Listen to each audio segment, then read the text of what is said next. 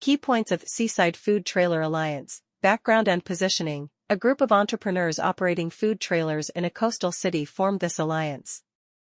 They focus on the seaside tourist area, targeting tourists and local beachgoers. Profit models. Featured cuisine-driven, specialize in seafood snacks like freshly fried squid rings, grilled scallops, crab sticks, etc.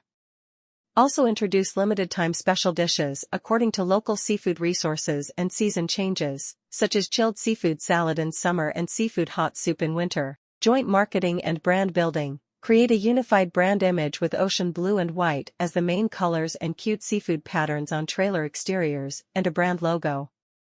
Launch the Seaside Food Passport activity.